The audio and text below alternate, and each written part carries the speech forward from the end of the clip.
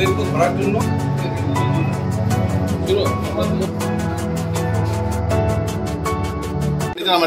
আমাদের আগরতলা শহরের renowned nephrologist doctor Mridul Das ওনার বাড়িতে 23rd-এ কিছু ইলেকট্রনিক আইটেমস চুরি হয়েছে।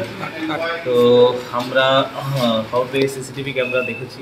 তো আমরা যত সাসপেক্টস আছে লাস্ট 3-4 ডেজের মধ্যে আমরা ডেকে ওদের ওই সেম সিসিটিভিতে মানে ওয়াক করে রেকর্ড করে একটা আইডিয়া করতে চেয়েছি যে কে হতে পারে। ফাইনালি কালকে আফটার অনেক হিট অ্যান্ড ট্রায়াল দিবর চার্জ যে আসামি দাঁড়িয়ে আছে আইডেন্টিফাই করেছে। আইডেন্টিফাই করার পরে স্পেসিফিক কেসে অ্যারেস্ট করা হয়েছে, কিছু জিনিস রিকভার করা হয়েছে। আজকে আমরা কোর্টে ফরওয়ার্ড করবো। ডাক্তার মৃদুল দাস, আমি একজন ডায়াবেটোলজিস্ট। আমার ডায়াবেটিস ক্লিনিক হচ্ছে গণরাজ চমুনি এবং লাল বাহাদুর চমুনির মাঝামাঝি।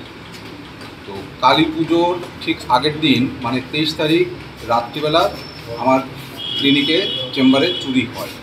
পরদিন সকালবেলা মানে কালী পুজোর দিন সকালে আমার স্টাফরা এসে শাটার খুলে প্রথম দেখতে পায় যে ঘরের সমস্ত কিছু উলটপালট হয়ে আছে, অনেক কিছু নেই ঘরে।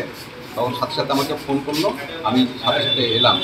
এসে দেখলাম যে আমার অনেক জিনিসই চুরি হয়ে গেছে এবং জানালার রড, গ্রিলের রড কাটা, জানালার নেট কাটা এবং সারা ঘরের জিনিসপত্র তছনছ হয়ে আছে।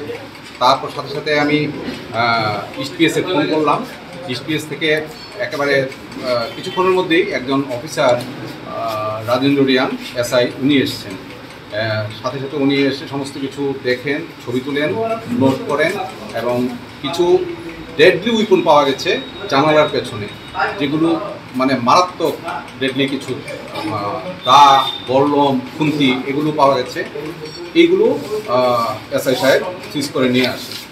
তারপর আমাকে বলা হয় একটা জিডি এন্ট্রি করার জন্য আপাতত। তো আমি জিডি এন্ট্রি করলাম এবং অদ্ভুত তৎপরতার সাথে এই যে ইস্টপিএসের ওসি রানা চ্যাটার্জি এবং আরেকজন পুলিশ অফিসার মঙ্গল সিং দেববর্মা এত তৎপরতার সাথে ওনারা কাজ করেছেন এবং ঠিক 3 দিনের মাথায় চোরকে ওনারা ধরে ফেলেছেন।